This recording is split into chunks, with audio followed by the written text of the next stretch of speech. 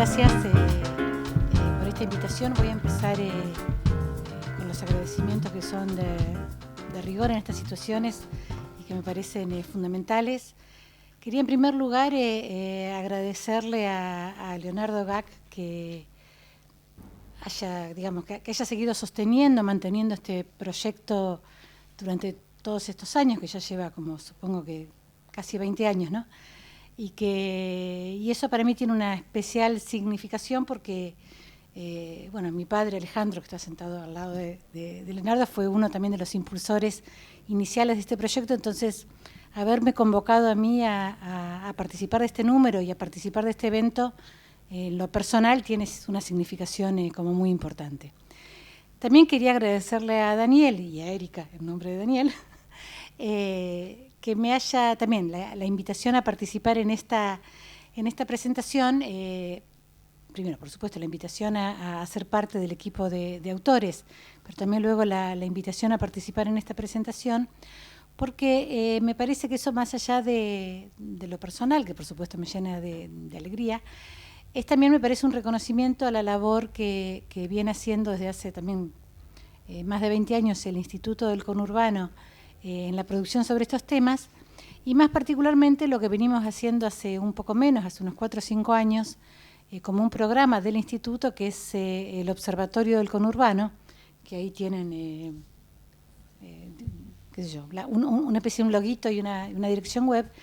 que es un programa que tiene un sentido muy similar al del Fénix, en el sentido de su posicionamiento, de sus objetivos. O sea, nosotros también pretendemos constituirnos en un puente entre el conocimiento académico y los actores sociales y políticos que intervienen concretamente, en este caso en el territorio del conurbano, porque creemos que la producción académica, la producción del conocimiento científico y académico es en efecto muy valioso, pero a veces tiene como pocos canales de comunicación. Y nos parece que ahí hay una tarea central de divulgación, de transferencia, de vinculación, tiene muchos nombres eso en la actualidad. Y desde hace como 5 años que lo venimos haciendo. Esto es una plataforma web a la que pueden entrar, donde hay compilados alrededor de ya más de 300 tablas estadísticas, mapas, cerca de 200 documentos, y además estamos constantemente produciendo boletines, materiales de comunicación, notas de prensa, con la idea de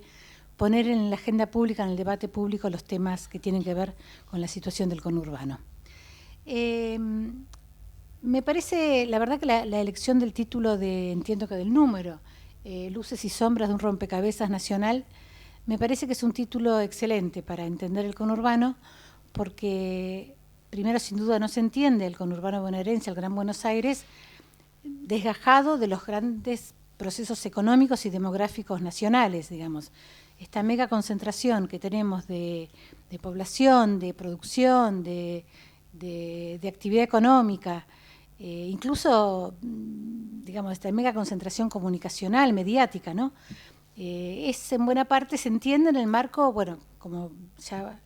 buena parte ya recomendó Andrea, de los procesos migratorios y de una economía cada vez más centralizada, que fue poco a poco a lo largo del siglo XX focalizando, centralizando, otra vez me sale, la actividad económica, la población y la ciudad en esto que es esta enorme ciudad metropolitana. Y también como bien pensado como rompecabezas, porque entonces es como una pieza que no encaja del todo, pero que forma parte, ¿no? Y no encaja del todo, en cierta medida, porque hay sin duda un discurso muy estereotipado sobre el conurbano, ¿no? Como el lugar de las carencias, de los problemas, de la vulnerabilidad, de todo lo que falta. Y si bien sin duda es eso, es también el territorio de la desigualdad. Ya algo Erika mencionó al principio, ¿no? No debe haber región más heterogénea que el Gran Buenos Aires, y entonces esta mirada dominante que pone el foco en lo que falta, en lo que no hay, en las dificultades, incluso en la difícil cultura política que se le asigna a la población del Gran Buenos Aires, constituye una parte del asunto. Otra parte del asunto es también, por supuesto,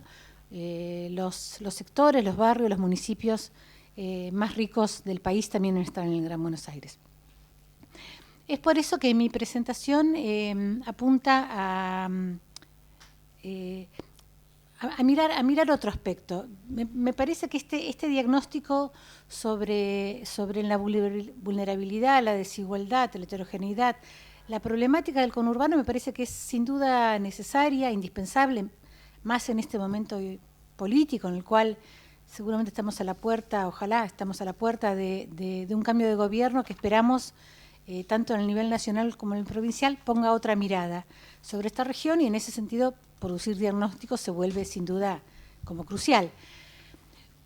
Pero seguramente muchos de los artículos de la publicación ya apuntan a esto, entonces yo quería poner un ojo en la otra cara de la moneda, que es la mirada sobre, no sobre lo que no hay, sino sobre lo que sí hay, es decir, sobre su dinamismo, sobre las potencias de sus actores, sobre la fortaleza de las instituciones y organizaciones, tanto de la sociedad civil como también del Estado, en este caso encarnado en los gobiernos municipales. Me parece que una mirada complementa a la otra y es importante tener en cuenta que, bueno, yo soy socióloga, una cosa es la estructura y otra cosa es la dinámica, y efectivamente creo que hay que mirar los territorios desde ambas dimensiones. Así que...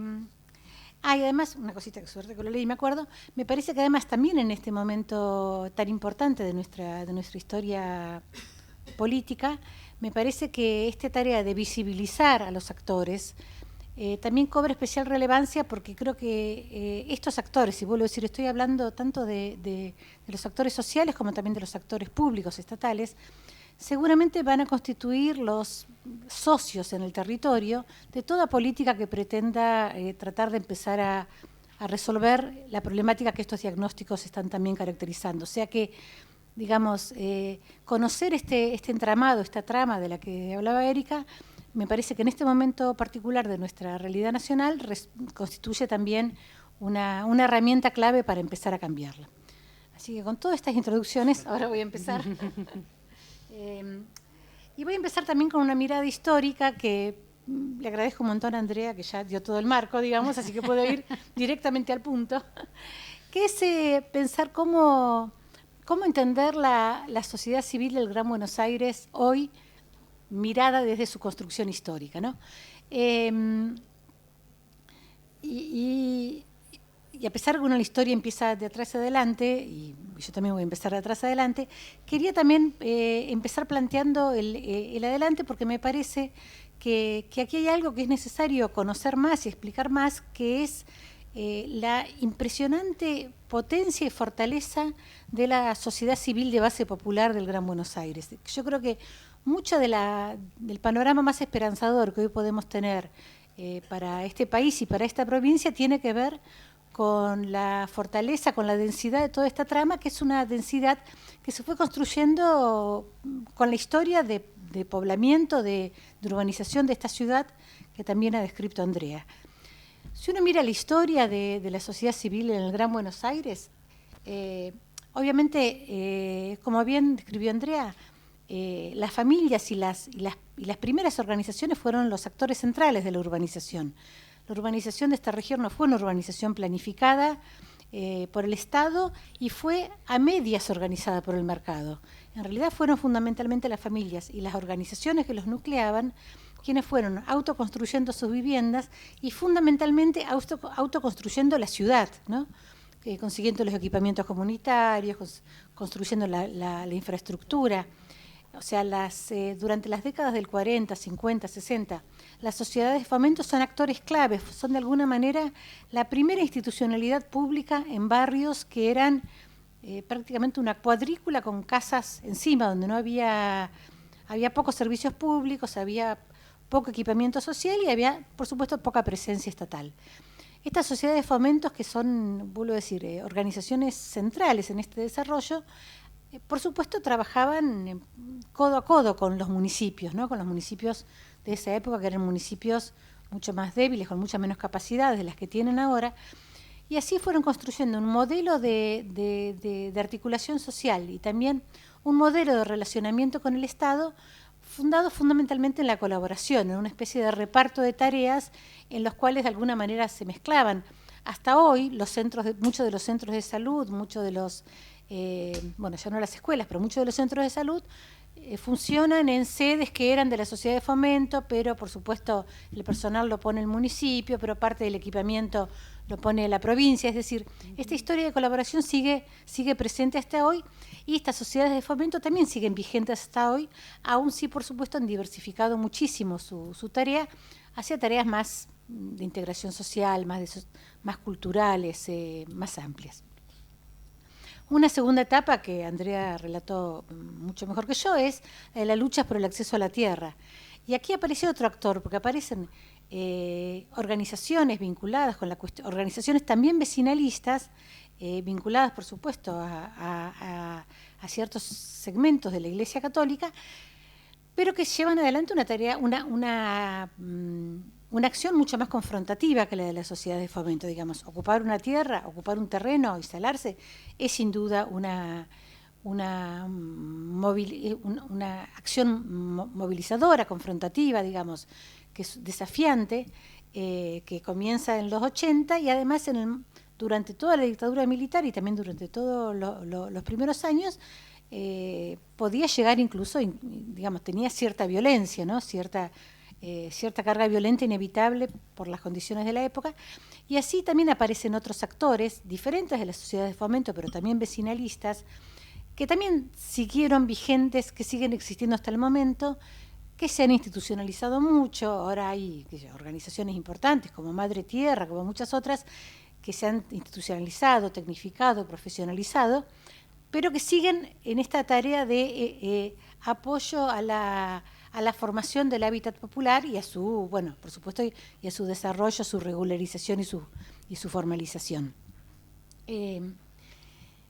Los 90 y la crisis traen una problemática diferente, digamos, que es, como hoy es un día apropiado para recordarlo, que es la problemática del hambre, la problemática de la emergencia social, y son las organizaciones comunitarias las que van buscando de alguna manera responder a esta urgencia, organizaciones que nacen de una manera que tienen más que ver con las sociedades de fomento que con estas organizaciones vecinalistas que apoyan las tomas de tierra, las ocupaciones, porque surgen de la propia sociedad. Hoy lo sabemos bien, digamos, lo conocemos bien, son madres, señoras, vecinas que van poco a poco organizándose como pueden para darle de comer a sus hijos, organizar comedores comunitarios, ollas populares, y que a medida que van pasando los 90 se van enganchando cada vez más con un modelo de política social que también propone esta intervención asistencialista, focalizada, orientada fundamentalmente a la atención de los más pobres de los más pobres. Entonces, mucho del desarrollo posterior de estas organizaciones, que también siguen presentes hasta la actualidad, tuvieron que ver con una especie de matrimonio de conveniencia con la política asistencial de los años 90, que le permitía a la política social llegar a los territorios y le permitía a estas agrupaciones obtener recursos para el financiamiento, y fueron, como decía antes, fortaleciéndose, y muchas de esas son hoy los centros de cuidado infantil que hay dispersos y articulados y también muy consolidados y con un desarrollo técnico, profesional y político sumamente interesante, que hoy están en todo el Gran Buenos Aires. Ya sabemos, la crisis trae un nuevo actor, que es el movimiento de desocupados, que es un actor nuevo, distinto, muy diferente a los anteriores, porque ya no es una agrupación, es una forma de movilización que pone en el centro de su accionar la cuestión del trabajo, pero de una manera radicalmente diferente a la que le había puesto el movimiento sindical de los 50 o 100 años anteriores, sino apoyándose en su lugar de desocupados, reclamando también de una manera otra vez bien confrontativa, ocupando calles, haciendo piquetes en las calles, reclamando una intervención estatal para la creación de trabajo. Aquí ya no es ni la asistencia alimentaria, ni la ocupación, ya es una demanda por dar respuesta a la falta de trabajo de una población que ya no podía hacerle huelga a un capitalista porque obviamente ya no tenía quien hacerle huelga. También acá las relaciones de proximidad, de vecindad, son la base de estas nuevas agrupaciones, y también aquí, como venía pasando en los 90, el desarrollo de esta demanda otra vez los lleva, por supuesto, a vincularse con una política social que durante, ya a partir de los, bueno, de como salida de la crisis, se enfoca cada vez más hacia la economía social, hacia los proyectos socioproductivos, digamos. Habría que honrarlo a Daniel si estuviese acá por esa orientación, digamos, y que también engancha los movimientos desocupados cada vez más como en la trama o en el entramado de gestión de las políticas sociales en el territorio, en una dinámica, en una estructura, en una dinámica parecida a la de las organizaciones comunitarias de los 90, pero sin que eso no haya significado para nada dejar de lado su faz más política, más confrontativa, más de clara representación de los actores territoriales ante el Estado. Es decir, toda esta idea de que la relación con el Estado tiene, esta idea bien de los estudios sobre la sociedad civil, traen consigo un riesgo de cooptación. La verdad es que uno no puede decir que eso haya pasado con el movimiento de desocupados, a pesar de que algunos de ellos llegaron incluso a ocupar lugares, ¿no?, en la estructura del aparato gubernamental. También este momento es el momento del surgimiento de la economía popular, en el sentido de que a partir de este momento las organizaciones sociales ya no se ocupan solo de la tarea asistencial, sino que pasan cada vez más a desarrollar actividades económicas en una ampliación de su agenda, de su repertorio de acción, que también sigue, bueno, obviamente más que vigente hasta la actualidad, y ha sido uno de los ejes más fuertes de la organización de lo que hoy es la CETEP y todo el mundo de la organización de la economía popular. Los años del kirchnerismo también traen una vuelta de tuerca sumamente interesante, porque montado sobre todas estas capas que, como vengo diciendo, no desaparecen, sino que se reconfiguran cual capas geológicas que una va apoyando sobre la otra, aparecen las nuevas cuestiones del siglo XXI y también de una sociedad que ya no está tan angustiada en atender a la emergencia cotidiana, sino que aparecen las cuestiones, la perspectiva de derechos y la cuestión de género, que desde mi punto de vista son como las dos grandes nuevas agendas que atraviesan a la sociedad civil durante los años kirchneristas.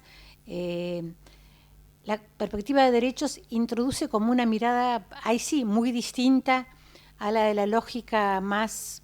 asociativa, más comunitaria que venía de los 90, incluso del movimiento de desocupados. Es decir, que empieza a plantearse la idea de que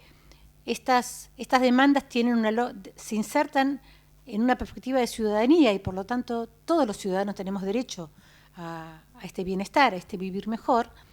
Ya sabemos que el movimiento feminista y la cuestión de género toma un impulso importantísimo durante los años kirchneristas y más que todo en estos últimos años, pero yo creo que mucho del movimiento feminista popular, que es lo que me interesa mirar, por supuesto el feminismo no es solo el feminismo popular, pero es un aspecto, es una característica muy destacada y muy propia de nuestro país, la importancia del feminismo popular, que se verá seguro en pocos días en el Encuentro Nacional de Mujeres en La Plata, tiene mucho que ver con lo que se vino construyendo durante todos los años kirchneristas. Y además, lo que se da durante todo este proceso, además de, como venimos viendo, una fuerte vinculación con el Estado, por supuesto durante la década del gobierno kirchnerista, esta vinculación se fortaleció más aún, hay también como un proceso importante de cada uno de estos periodos de una emergencia de movimientos sociales que empiezan con una fuerte fuerza movilizadora autónoma, y que con el tiempo se van institucionalizando, digamos, y además de institucionalizando en tanto organización, también estableciendo sus vínculos con el Estado. Yo creo que eso es en buena medida lo que explica la fortaleza de la sociedad civil que hoy encontramos en el Gran Buenos Aires, en el cual hay una trama de lazos, de actividades, de estructuras que tienen, como dije al principio, desde mi punto de vista, tienen mucho que ver con el resultado de estas elecciones y también con la posibilidad y fueron los actores claves, me parece, del enfrentamiento, o por lo menos los que fueron capaces de detener de alguna manera el avance de las políticas neoliberales en estos años. En el Observatorio del Conurbano estamos tratando de trabajar sobre este tema. Digo tratando porque si algo caracteriza este tema es la falta de información a escala. Yo aquí les traigo algunos mapas que todavía no están publicados, pero en lo que estamos trabajando, en lo que estamos intentando localizar a todas las organizaciones sociales y comunitarias que hemos podido identificar a partir de diferentes listados oficiales, digamos, y que nos va a permitir ser como un para nosotros es un primer paso en pos de armar un mapa que dé cuenta efectivamente de este fenómeno, de la realidad que les hablaba recién. Ya tenemos publicadas estas tablas que se ven acá, que si entran ahí verán, hay como listados de organizaciones, hay unas 4.000 en total para todo el Gran Buenos Aires, donde se está el nombre, la dirección y su campo de acción. Estamos trabajando en la construcción de estos mapas, que van a ser mapas interactivos, y también estamos siguiendo, en la medida de lo posible, la información sobre protestas sociales en el área metropolitana de Buenos Aires, en base a una estadística que está haciendo el CEPA, el Centro de Estudios de Economía Política Argentina. Les decía que también esto se refleja en los gobiernos municipales. No es solo la sociedad civil la que ha ganado fortaleza en todos estos años. También los municipios han ganado, no solo han ganado fortaleza, sino que han ampliado mucho su agenda, digamos. Se habla mucho de los municipios como el municipio, a los municipios del Gran Buenos Aires, a los gobiernos del Gran Buenos Aires, la mirada oscila de entre la perspectiva más estereotipada de los varones del conurbano, clientelares y corruptos, a estructuras burocráticas anquilosadas que se quedan en una gestión tradicional e ineficiente. La verdad, lo que nosotros estamos investigando muestra un panorama diferente. No voy a decir que nada de esto suceda, tampoco es para tanto, pero efectivamente da muestra que los municipios se están abriendo de una manera bastante acelerada a una agenda nueva. Si tomamos como algunos indicadores de esta nueva agenda a las políticas de economía social y solidaria o a las políticas de género, vemos, aquí traje estos mapas, vuelvo a pasar el chivo, si entran en la página son mapas interactivos sobre los cuales van a poder profundizar mucho más. Vemos que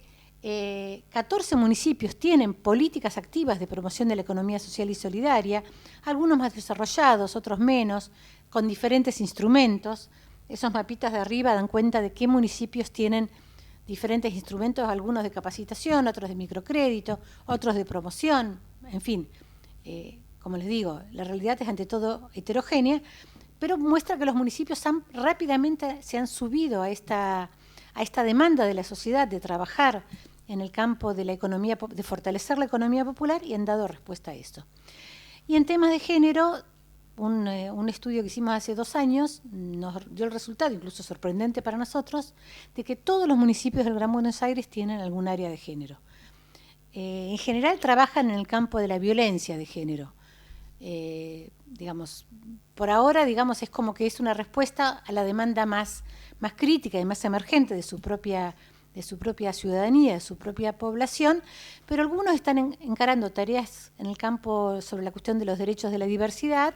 y también algunos menos se han metido en temas como de capacitación para el trabajo, es decir, pensar la situación de las mujeres de una manera un poco más amplia, pero de todas maneras hay una institucionalidad básica que sin duda es un buen punto de apoyo para un desarrollo que seguramente seguirá más adelante. Y ahora, para cerrar, otro aspecto interesante es que también casi todos los municipios del Gran Buenos Aires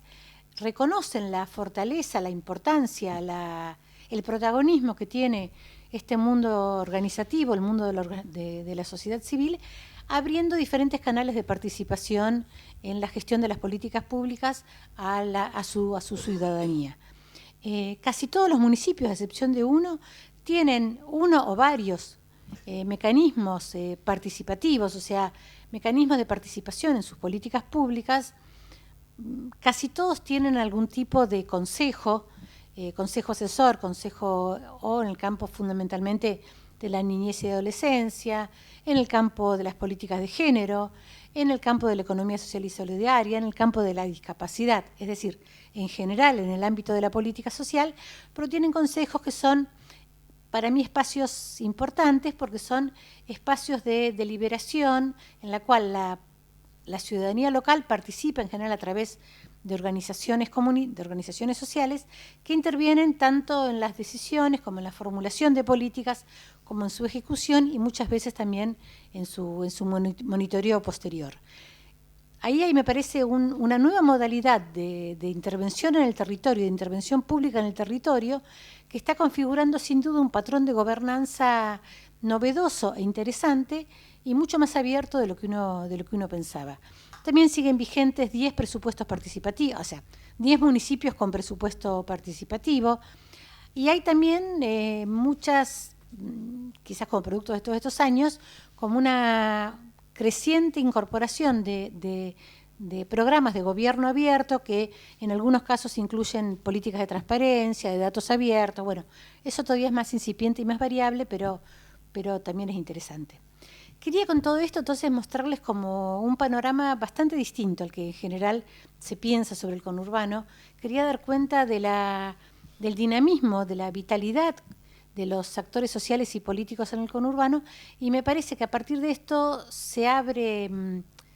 ojalá se vaya abriendo una mirada más